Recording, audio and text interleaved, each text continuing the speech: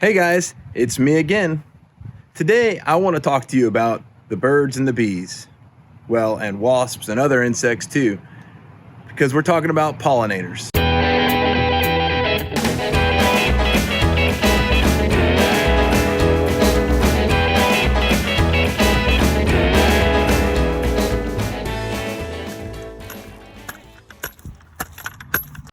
Pollinators are important if you have a garden because you need them to pollinate those flowers. Without pollinators, there are no vegetables. So it's important to have an area that attracts pollinators to your yard so that they feel comfortable coming into your yard and you have food for them to eat. When it's time to pollinate your garden, they're already in the neighborhood and they're ready for work. So in the dry season, I don't typically mow my yard very often. And one of the things that happens is I have weeds that sprout up. One of these weeds is lantana.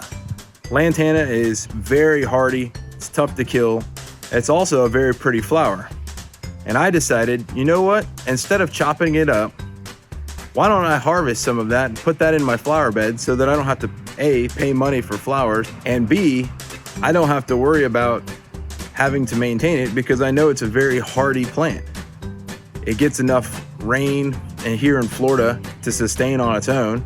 It's used to bad soil, so I don't have to add fertilizer or anything like that. And it's got a very nice flower that attracts pollinators. I want to show you another plant that I have that is great for pollinators. So if you don't have one of these, you should get one. It's also pretty hardy.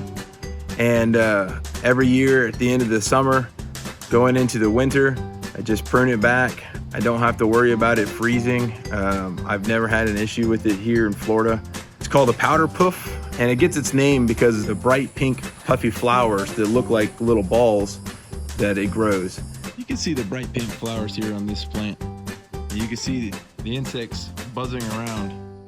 I've also, on a number of occasions, seen hummingbirds. But anyways, back to the weeds that I planted. Okay, so the audio from this part of the video was totally unusable. As you can see, it's pretty windy, so you couldn't really hear what I was saying at all. But anyways, what I wanted to show you here was what the plant looks like just growing wild in my yard, and how I pull it out of the ground and how I plant it. So the first thing that I do is I get my shovel and I kind of break up the ground around the plant. And then once I get it kind of loosened, I'll get down there with my hands to make sure that I'm not damaging the root and pull it out and liberate that plant and root from the soil.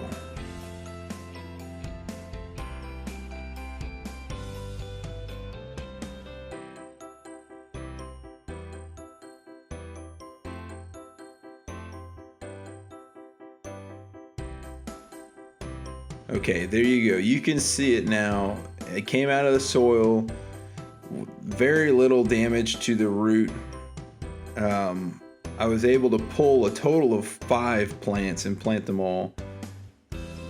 And you can see these other pictures are examples of the ones that I had already pulled out.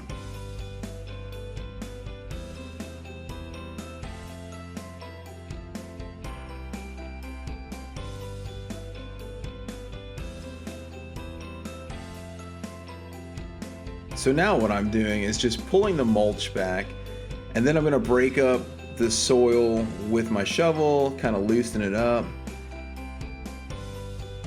This was an established flower bed. I had some pentas that I planted here last year, and they died because I didn't water them. So I'm just pulling the mulch back, loosening the soil, getting in there with my hands, and just kind of making a hole big enough to put the roots in. And once I get that in there, just pack the soil back around it and then cover it back up with the mulch. Like I said, I put a total of 5 of these plants in. And if you figure go to a nursery and pay a couple bucks for a plant, you still have to do the majority of this work to put that plant in there. And with these, I paid nothing. They are great flowers. They're going to attract the pollinators to my yard, and if they die, I'm not out anything except for 30 minutes worth of work.